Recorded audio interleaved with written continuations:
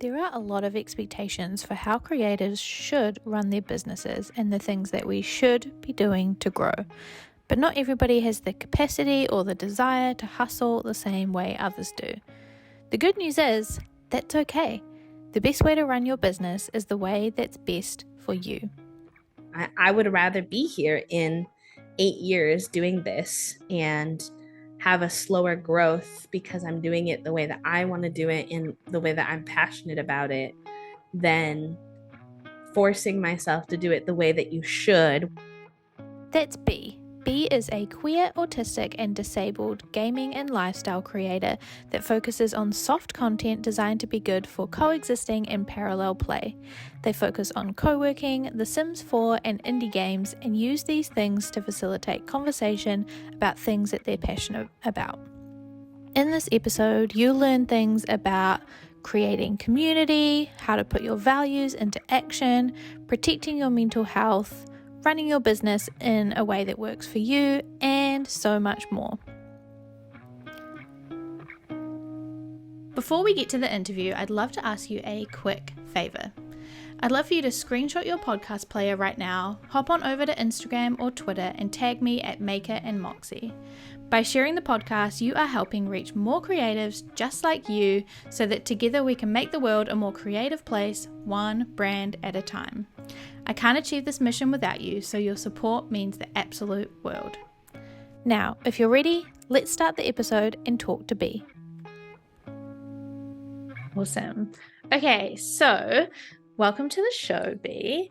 The people in the introduction have heard a little bit about what you do right now, but I would love to know a little bit about how your journey started. So would you say that you have always been creative or always been into creating content or that kind of stuff? Tell me a little bit about where this began. I would say I never could have imagined that I would be like a full-time content creator, that this would be like my work, but I have always had inklings of a lot of interest in it as a creative field. Like even when I was in university, sometimes when we would be studying media, I would be like, "Can I do mine on my favorite YouTuber?" and like talk about how that kind of media and content creation has affected young people who watch content creators and are inspired by them, or you know I don't know, it's always really fascinated me. I think it's very interesting. It's very, I want to say it's very new, but it's obviously not that new. But as like, when I was young, my parents, they didn't understand. They didn't know what I was talking about. Like they didn't grow up watching other very normal people sharing parts of their life. They grew up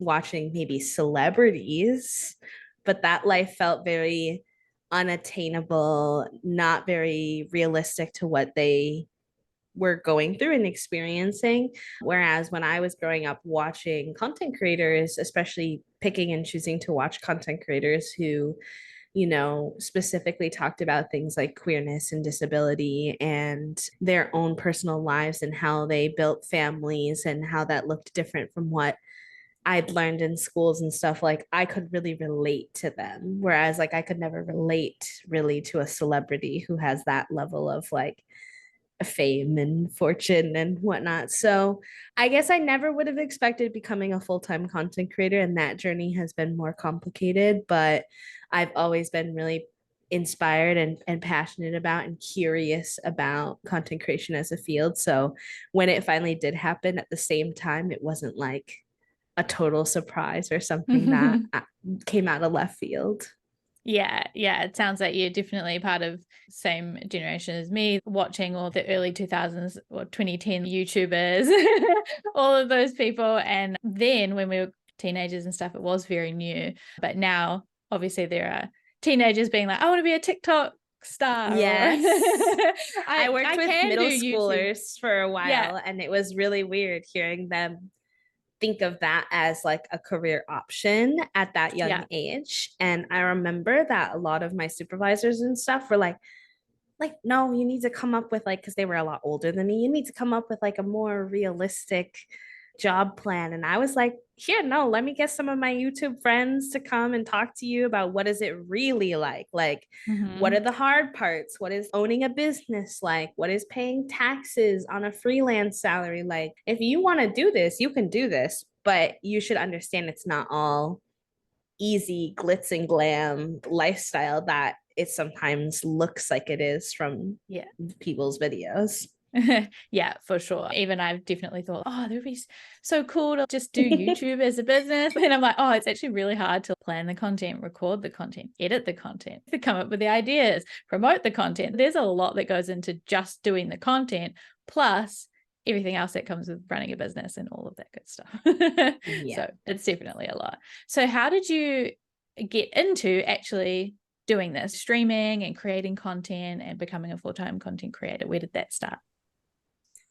I am a pandemic streamer, as many are. I feel like a lot of people took their, what was it called? Like, we all got like payments from the government Mm-hmm. when it was like the height of the pandemic. And we were all, a lot of us working from home. So the combo of those two things allowed a lot of people to buy the tech equipment that they needed to explore like creative things that they were interested in, combined with a little bit more time because a lot of us were able to finish our work in a shorter period of time than 8 hours from home.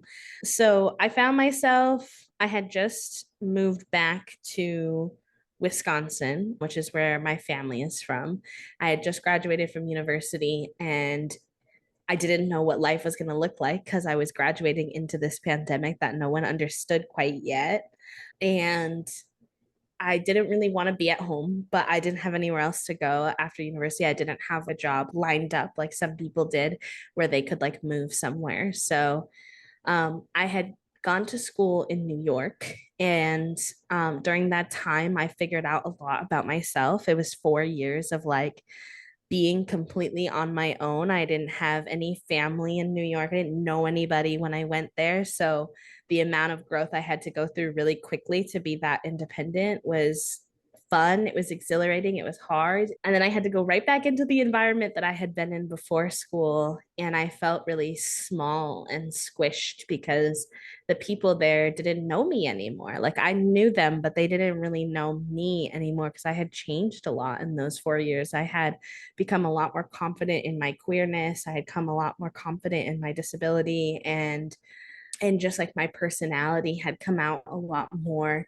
So I started seeking that online community because it wasn't safe to really go out about in my hometown, both like because it's not a very friendly place for queer people to live in like rural northern Wisconsin, but also because I didn't want to catch COVID. I wanted to Mm. stay inside. So I found some really small streamers and mostly queer spaces where I was making friends. And I was like, this is really fun. And there's elements to this I really like community building and storytelling and connection with other people in an online setting that was like really controlled. Like this dreamer could create the type of community they wanted. And so I was like, I think I could do this. Like, this could be fun. And I spent my first stipend check from the pandemic on my first PC, which I still stream on today, 3 years later. She's had some upgrades, but and I started doing it. And I don't know, the rest is history, I guess. It's just something that I really fell in love with. And when it became like a point of becoming full time, it's a really complicated feeling of excitement and joy because I am really passionate about this work that I do and I love it. But also, it came from a period of all of the pandemic restrictions started getting pulled away. People stopped masking and the government stopped providing any support, and those services for having stuff picked up instead of delivered or picked up instead of having to go in places, like all of that slowly faded away, even though COVID was very much still here. And as a high risk person, I still really couldn't risk becoming even more disabled by getting COVID like once or multiple times. So it was never really accessible to go back into work. So I just kind of never did. Mhm. Like I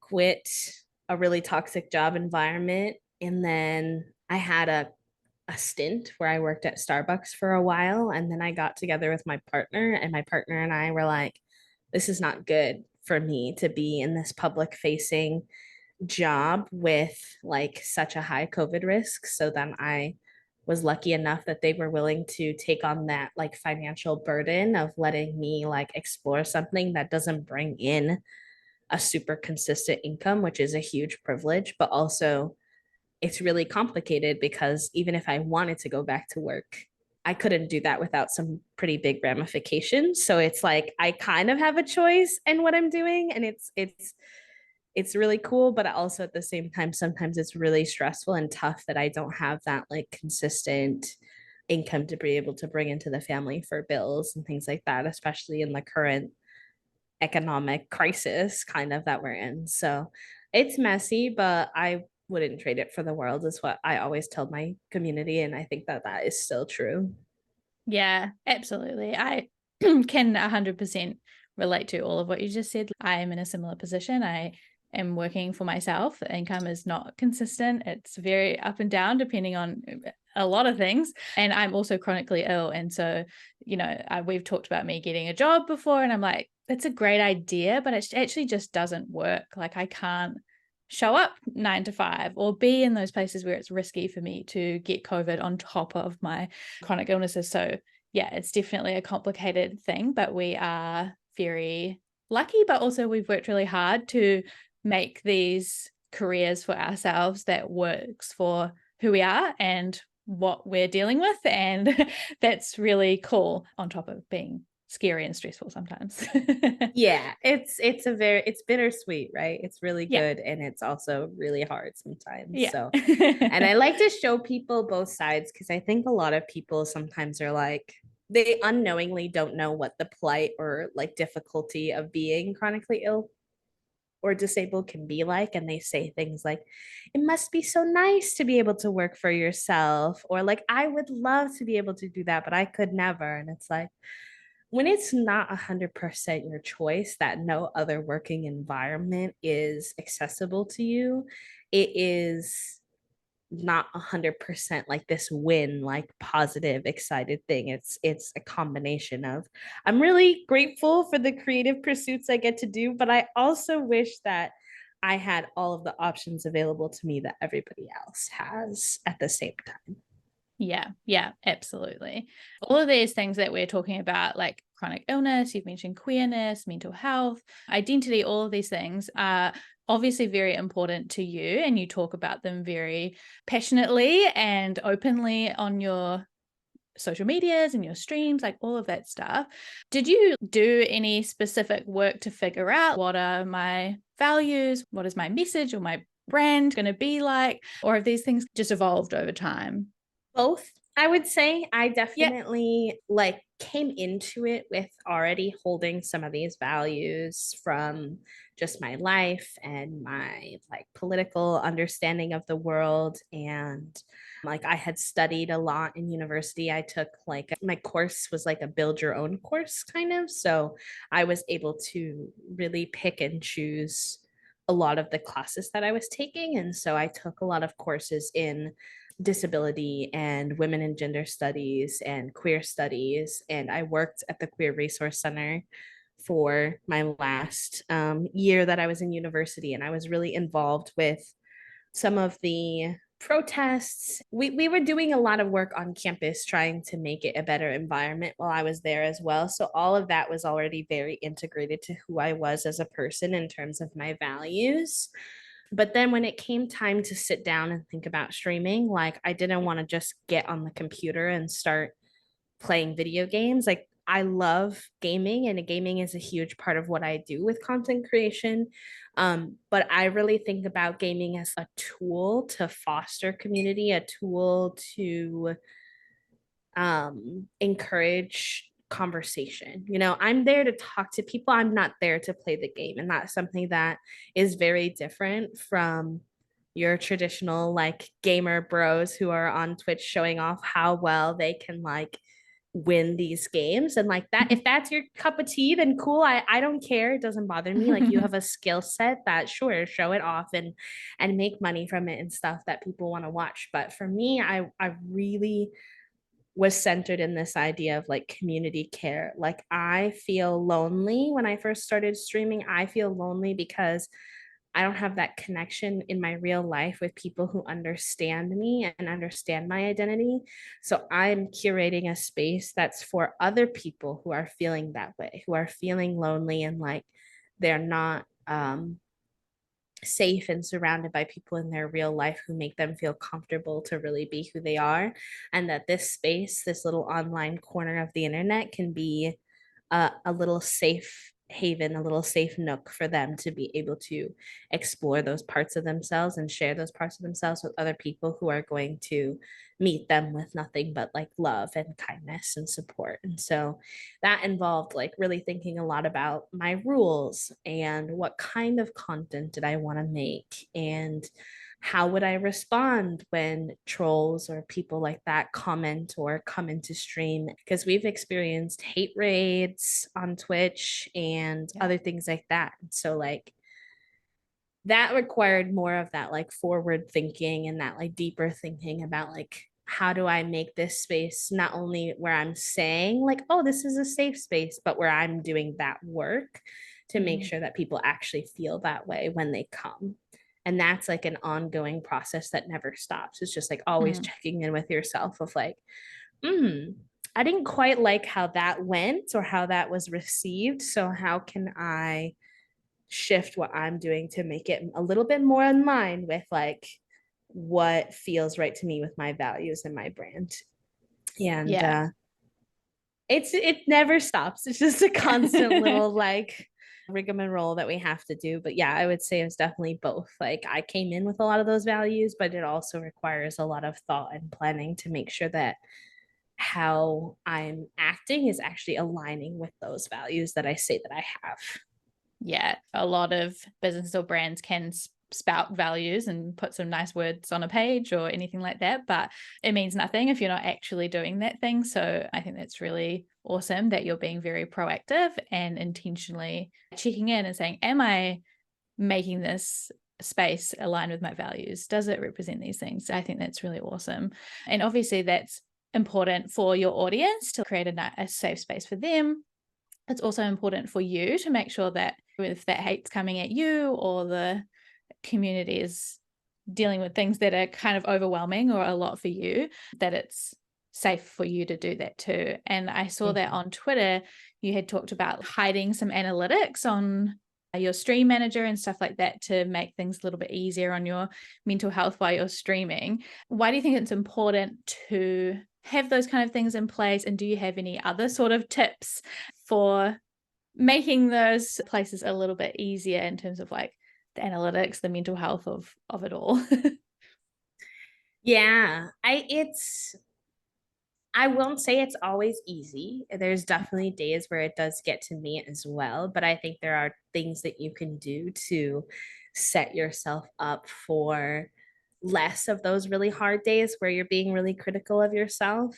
There's a number of times where I try to remind folks that the advice that you're going to see when it comes to being a content creator or a streamer, I think streaming in particular, there's like a lot of grind culture that comes in where people are like, you just got to be working 24/7. You got to be putting out a video every day on these 17 different platforms. And like, don't forget that you have to also go hang out in other people's streams to quote unquote network and like all these other things that people will give you for advice. Like I could go on and on and on. And I'm like, I'm chronically disabled. I've got like a good like 5 hours of work in me in a day. And then I'm like honk shoe, me. So Yeah.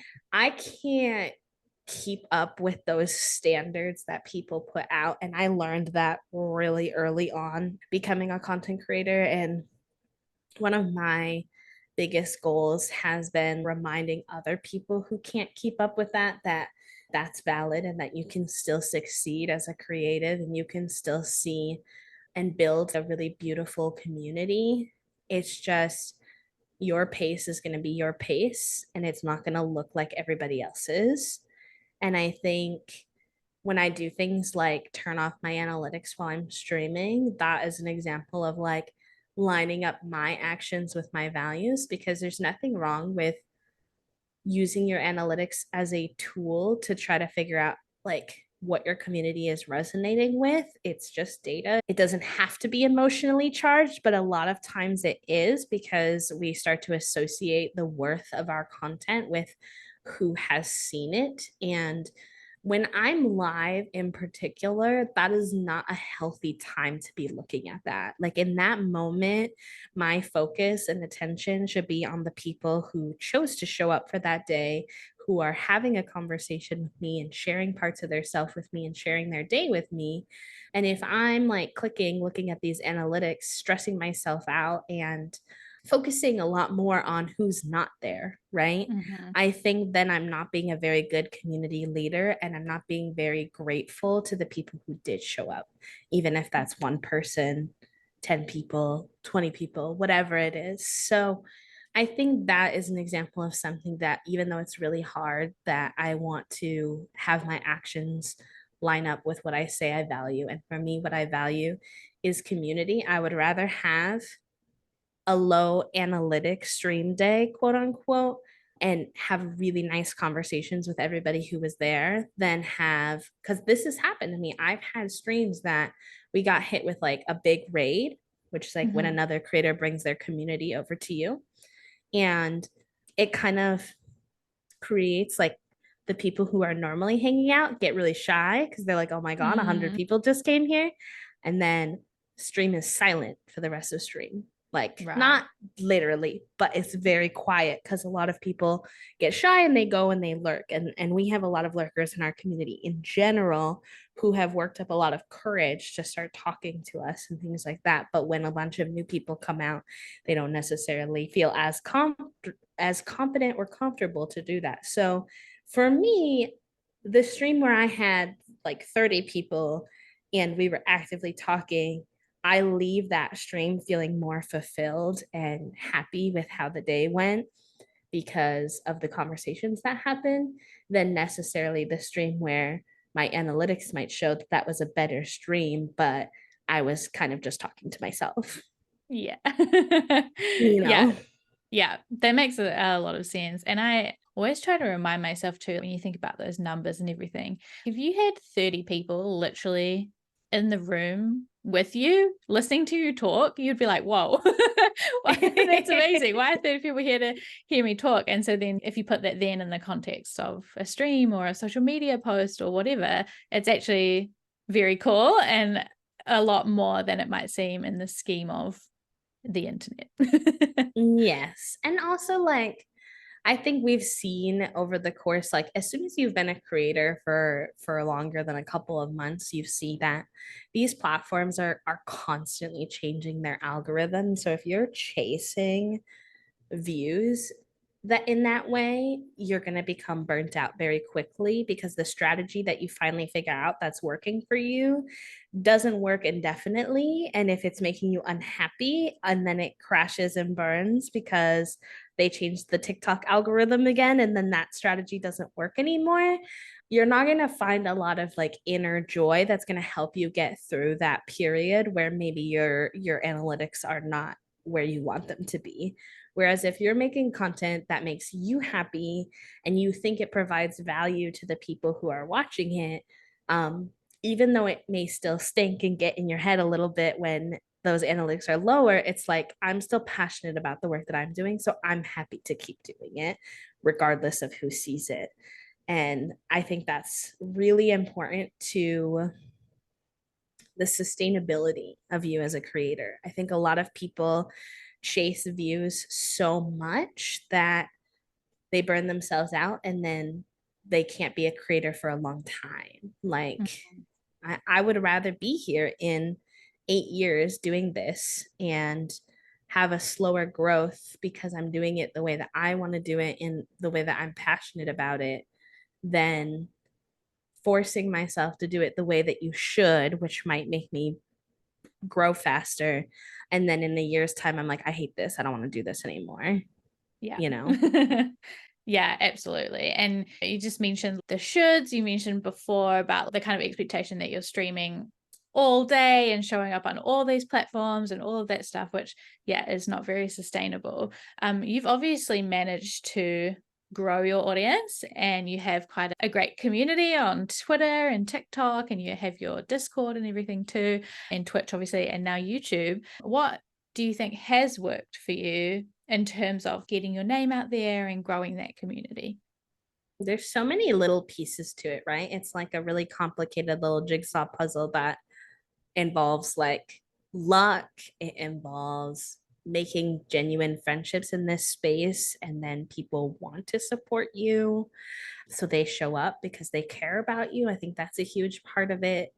You have to make content. I Mhm. unfortunately see surprisingly like a lot of people who are frustrated in their lack of growth, but they aren't putting out content for people to find them. And I'm like, I understand where you're coming from and I can empathize, but a big part of your job is putting the content out for the people to find you. And if there is no content for them to find, then it's a little bit tough for you to grow and find your people. So I would say all of those things play a part of it. I think I kind of spoke about it before, but like doing your thing and being really authentic to who you are, even if it's not what those expectations are, you're then going to find more authentically that the people who do come your way, the people that do come and find your space, that those people are much more in alignment with the kind of community that you're trying to create than if you're trying to appeal to a broader audience. Obviously, you might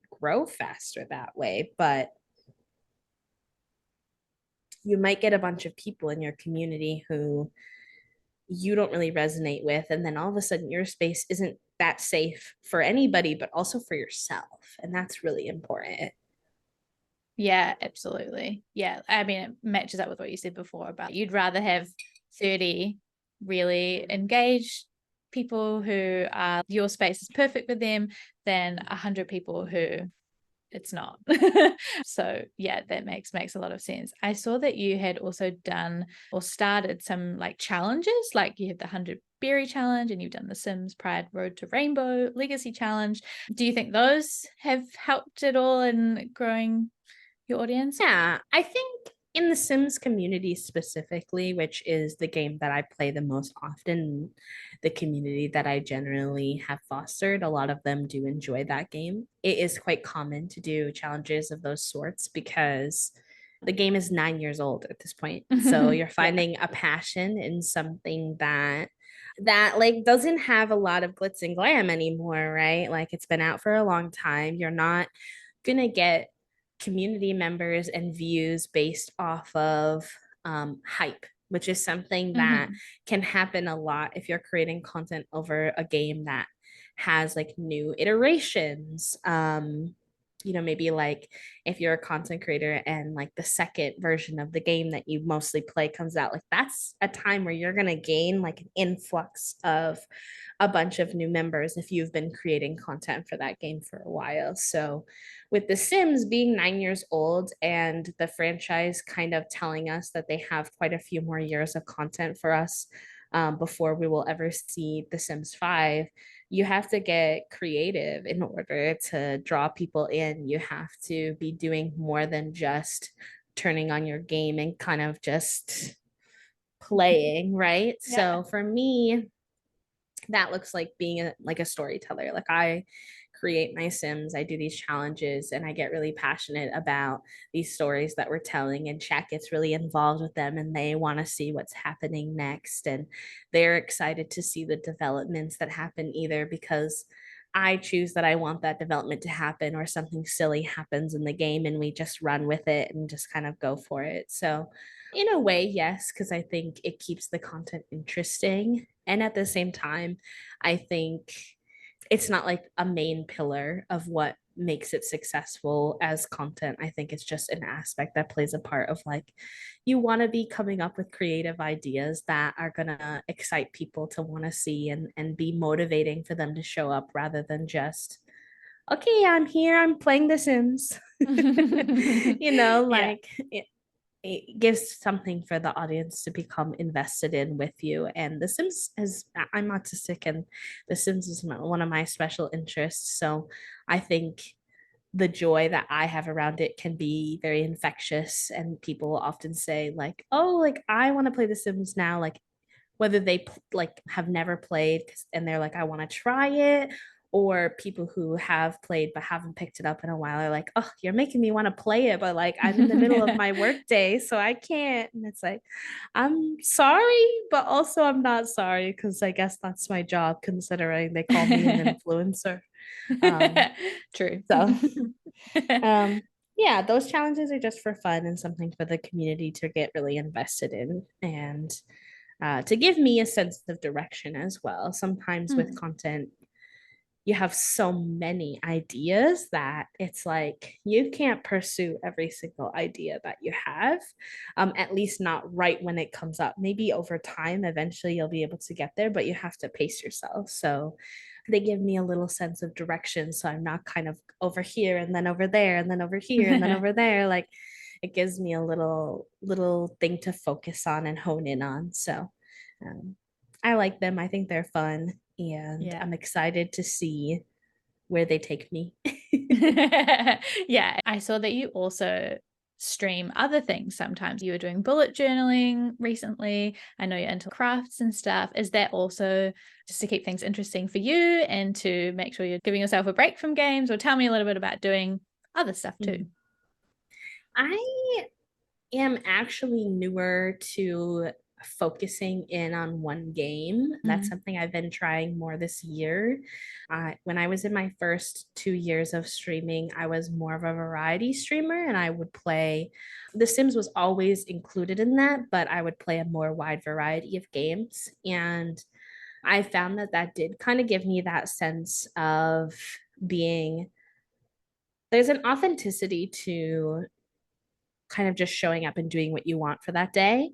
And I liked that element of being a full fledged variety streamer where I would just kind of do whatever I wanted for that day, whether that was art or Fortnite or The Sims or, you know, whatever, an indie game. But Mhm. what I found from like a more logistical standpoint is it's not the best for building community sometimes when you're smaller as a creator, just because you don't have that sense of direction that I was kind of talking about before. And there's less intentionality. At least that was my experience. I'm sure there are people who are variety streamers who don't feel this way, and that's totally okay, of course. But for me, it lacked that level of intentionality because it was very much like I'm just gonna hop on and do what I feel like doing today. And I think that wasn't as conducive to the kind of environment that I like to create, which is a lot more like forethought and planning of like, what do I want to talk about today? What kind of conversations do I want to have? And what do I want to do with my gameplay? And how does that connect to the kind of conversations that I want to have? So I've been honing in a little bit on what is it that I'm most passionate about at my core. And for me, I really like simulation games because I feel like there's a lot of storytelling aspects to that and creativity to that, where I can tell stories that in other forms of media aren't really shown. I can make queer and disabled characters and tell the complexities of their stories. And I really enjoy that process. It's a special part of what I do.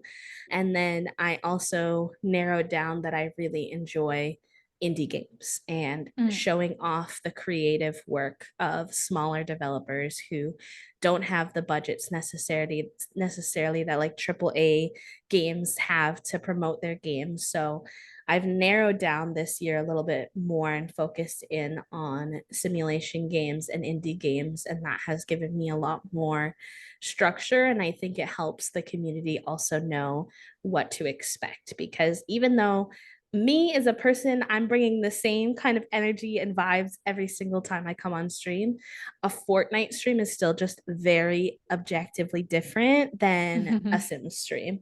Yeah. And I had to be real honest with myself of like, I can enjoy games like Fortnite and I can enjoy those in my own personal time, but they don't fit into what I'm trying to do with content. And so I'm going to take a step back from those. I still like to mix that kind of thing in when we're doing like a special stream because I think it's fun and the community likes to see me doing different things. And sometimes it's funny because they're like, B can play like a shooter game? Tell me more. Or like a horror game. Because they're not used to seeing me do that anymore. But it keeps it fun, it keeps it light and celebratory. But I, generally speaking, have kind of like found a more specific direction I want to go with my content. And I do think that that has helped me a lot. Yeah, it makes a lot of sense. It makes sense that it's easier for you to like plan and have that direction. It's easier for your audience to expect. And then it's also easier for new people who find you to understand what you do and to get your niche or your brand quite a bit quickly and get your vibe rather than being like, oh, they do all these many million things. So, Yeah, and like don't get me wrong, I've seen creators who do a really good job at being a variety creator, but I think that requires you to shift your brand to be my brand is more about me, right? Like it's mhm, about my personality, and that's kind of what I'm marketing to you. And then you have to be willing to go along the ride with whatever content I provide because the brand is me. And I think that's really cool. Like I like it, but for me that was a lot of pressure. I wanted to put more emphasis into yes, I'm a part of it and I'm a big part of it, but also like the content is a big part of it too. And so I wanted to make it more clear for people what they can expect, especially if yeah. they are new and they're trying to figure out, like, is this a space for me? Yeah, absolutely. I think from just my experience, I might be wrong, but the variety streaming kind of thing works a lot for people who might already have an existing audience somewhere else. A really big YouTuber or Instagram influencer or whoever already has quite a big audience who love them as a person and will follow whatever they do and all of that stuff. So when they start streaming, they can just do whatever because people will watch Yes. it anyway. And yeah, so that makes a lot of sense. And I know that along with narrowing down, niching into the kinds of games that you play, you've also started to focus more on YouTube, right? Is that right? Yeah. So Yes. tell me a That's little bit about very like, recent. yeah. So tell me a Yeah. little bit about that and how that's going. Well, this is a complicated one. So, for people who are not very involved in the Twitch sphere, in a short summation, in the Mhm, last like 2 years, Twitch as a platform has not been very good about showing the creators on their platform that they value us and mhm, that they want to make changes to the platform that benefit us rather than make it harder for us to create content on that space. And that has been really draining. Like as a creator who predominantly focused on streaming my whole career thus far, in the first 2 years that I was doing things, I considered myself a streamer more than I considered myself like a content creator, mhm, because predominantly I streamed and then occasionally I turned streams into content, and occasionally I would record content that was like related to what I was doing, but mostly I was a community organizer within the space of streaming. Like I really just liked that live content feel where I could talk to people and we were building community and doing things together. However, when you start to think about sustainability of this as a career and the sustainability of your community and all the efforts you're putting forward, there's not a lot of return on investment in your time when it comes to streaming. That content goes away after a while, and there's no way for new people to find like your old streams, for example, unless you can highlight them on your Twitch page or you can put them on YouTube, which some people do to help improve this. But there's no discoverability on Twitch. Like people in general very rarely are going to like go on Twitch and like find your page, because at most they're going to look for a game or a category they're interested in watching. And if you are not in the top analytics standpoint of that particular community, you're going to be 4, 5, 10, 20 pages deep into the search that they do. And Twitch doesn't do a lot to, other than like a little recommended shelf on the side sometimes that Mhm. someone might click on. They don't do a lot to like push your content like that. They fully see that as your responsibility to find audience members from making content on other platforms. And they don't have a lot for being able to even communicate with the audience you do have. So a lot of times your going live notifications won't go out to everybody. Like a lot of people will say like, oh, like I didn't even know you were live. I would have come and hang out earlier, but I didn't know because Twitch didn't send me the thing. And you're just no community panel type of thing like there is on YouTube where you can like send out a message to everyone who follows you either. So it lacks a lot of tools to make it possible for it to be easier on the creator to build a community and build content on there. And in addition to all of that, they take 50% of every single subscription that you get financially from people. So that's been tough. And recently they came out with some news that everybody has been advocating for a higher pay split because Twitch is like the lowest of all the other platforms that do payments. Like a lot of other platforms do 70/30 or 90/10, and Twitch still does 50/50. And they came out with this Partner Plus program, which was going to allow certain content creators who met certain analytic requirements to get that 70/30 split. And that created a lot of turmoil because the way it was designed was only accessible to very few streamers, and they were all really big content creators because they didn't include gift subs or prime subs in the count for how you could access being a part of that.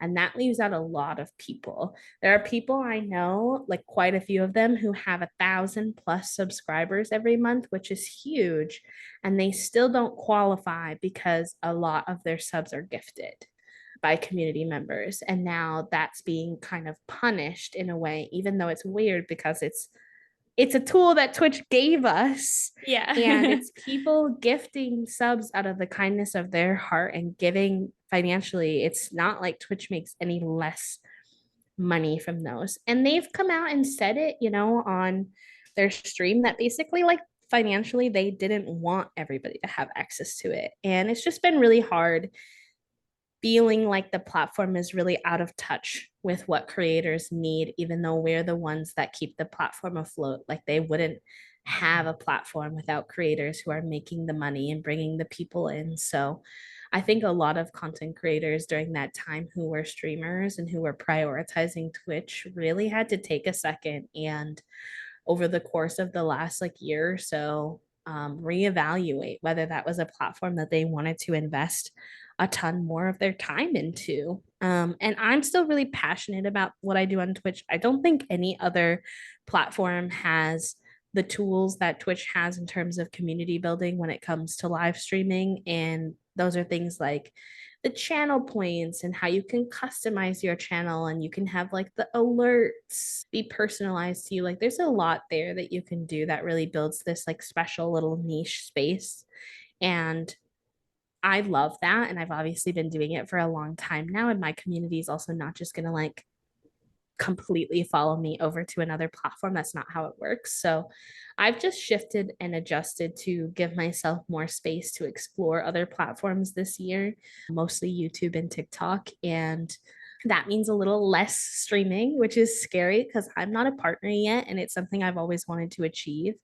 And there's a lot of encouragement of expectations that in order to meet that goal, you need to be doing like a ton of streaming, like long Mm. streams, like all these really big, high energy things that require a lot of spoons and Mhm. time that I just simply can't. Like, maybe other people could just like add something to their plate. But as I mentioned earlier, I have 5 hours of work in me and then I'm Hongshu me. So like I have to be really intentional about how I split up my time. So I started shifting to only 3 streams a week. And so far it's been really nice. I haven't noticed a big difference in attendance of people who were hanging out before are still hanging out now. and I'm able to put out content for them that then I can post on days that I'm not live. So it's kind of nice because if I'm not there, there's still something for them to enjoy. And I've been able to be a little bit more creative, right? Because like with editing and being able to like build something out, it's a little bit more of a creative process than just kind of like going live and talking to people can be. So far, so good. It's not easy. YouTube is a beast, Mm. but from my research as a creator, YouTube is one of the platforms that it's a long-term investment, right? Like the beginning is really slow and it can be tough because you're putting in a lot of effort and time, which doesn't always get seen by a lot of people. But the more you stick to it and the more you learn about it and the better your content gets, like in the long term, it's the most sustainable platform for like making an income that's like reasonable and consistent. And that's, I'm thinking about 5 years from now, be in our Yeah. family and things like that. So I just had to reevaluate where I was investing my time. And I think for now, that makes sense for me to invest more time into YouTube. Yeah. Yeah. That makes a lot of sense. It's disappointing about Twitch being that way. But it's kind of like, how can you find the silver lining in the fact that YouTube, I can be a lot more creative. Like now I can do vlogs. Like when I saw that you were vlogging and stuff, I was like, oh, I love vlogs. I'm so excited to watch those. And yeah, it's cool to try something new. And I'm excited to see how that goes for you. So as we wrap things up, I have one last question for you. What do you think is either the biggest lesson that you've learned or the best piece of advice you would give to other creators who want to brand their passion? Oh, that's such a hard question. It's I a good question, know. So but pick one um, thing. hmm. I think I said it earlier, but I think it still applies is that go at your own pace and do things for you and for the betterment of your community, not for any other external validation reason, right? Like if it sits right in your heart, if it sits right in your soul, if it feels like content that you are passionate about and that you think would bring value to the people who enjoy it, even if that's a small amount of people, longevity wise and sustainability wise, that is gonna bring you so much more joy and success and sustainability than anything else. And it's not easy, it's gonna require unlearning and constant. I always have to like redirect myself back, right? Like you're getting this messaging that's contrary to that a lot of times. People saying, like what I said earlier, like you have to do this and you have to do that. And you're going to have that ability to look at that and say, that's not for me. That might be for somebody else, but that's not for me. So I'm just going to keep going and doing my thing rather than getting stuck on that and seeing that and being like, oh, like, am I not doing it right? Are they right? Like, do I have to do it that way? What if I can't do it that way? And if you're like always getting caught kind of in that mental spiral, that's going to be really draining for you and make it hard for you to be able to put any content out, to be able to be creatively inspired. So take things at your own pace, and like your growth is your growth. Like comparing to somebody else is really not helpful or conducive because you don't know what their circumstances are. I frequently try to be really transparent with things, and my partner edits all of my TikTok videos. Mm. And I say that because it's relevant, because sometimes people look at me and they're like, B, like, I don't really understand. Like, you say you're disabled, you say you don't have like a lot of spoons and energy. And I'm in a similar boat to you, and I relate to you and I relate to that struggle, but I just like don't know how you keep up with everything. And I will look them in the face and I will say, I don't. I don't. Yeah. I'm often behind on my own content, and also I have people helping me. Yeah. And I only am able to have people help me because I've been doing this for 3 years and I've had a couple of really good opportunities that have allowed me to have a savings that allow me to hire an editor. Like, those are things that they came from my hard work, sure, but they were also luck and things that you might not have access to yet. So you do what you can with your resources and don't worry about whether or not you're doing what I'm doing or anybody else is doing. And I think that that has been critical for me to learn. And then I try my best to pass that on to other people because it's so, so easy to get caught up in like, constantly telling yourself that you're not enough, and you are. You can do what you can do, and that is enough. Yeah, that's perfect piece of advice. And I think you are an incredible testament that, not that people should copy what you're doing or anything, but that you can do exactly what you just said. You can build your community in a way that works for you, whatever that looks like. And so, yeah, I think this conversation is going to be really helpful for a lot of people to hear, how are you doing it? And that's okay that you're doing it this way as opposed to some other ways. And yeah, I'm really grateful to you for sharing your story and for telling us a little bit about what you're doing. Do you want to tell the people where they can find you or what you want them to check out? I'll obviously put links in the description and all that, but tell everyone where you want them to go and check out. Sure. To the people, hello. You can find me at QueerlyBee on any social media platform. I'm on Twitter, TikTok, YouTube, Twitch. Those are like the main places that I hang out.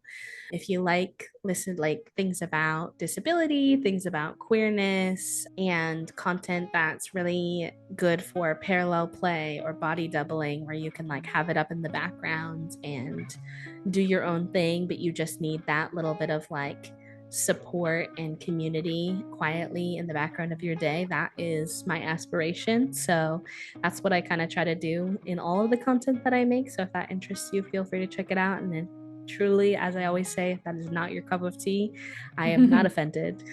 I'm going to keep on chugging along and you do your thing and you find your people. So yeah. That's it. Awesome. That's amazing. Thank you so much. I can't wait for everybody to hear. Thank you for having me. You're so welcome. Thanks for listening to this week's episode of Brand Your Passion and choosing to spend time with me learning all about branding, business, and all things creativity. You can find more episodes just like this one at makerandmoxie.com/podcast. If you like this one, you can tap that subscribe or follow button so that you're notified about each and every new episode. And if you've got a spare second, please leave a review on iTunes or wherever it is that you're listening to this podcast, because I would absolutely 100% love to hear from you. If there were some helpful goodies in this episode for you, it would mean the world to me as well if you could screenshot that podcast player right now, hop on over to Instagram or Twitter and tag us at Maker and Moxie. By subscribing, reviewing, and sharing, you're helping reach more creators just like you, so that together we can make the world a more creative place, one brand at a time. We can't achieve this mission without you, so your support means the absolute world. I will talk to you in the next episode, but until then, keep creating.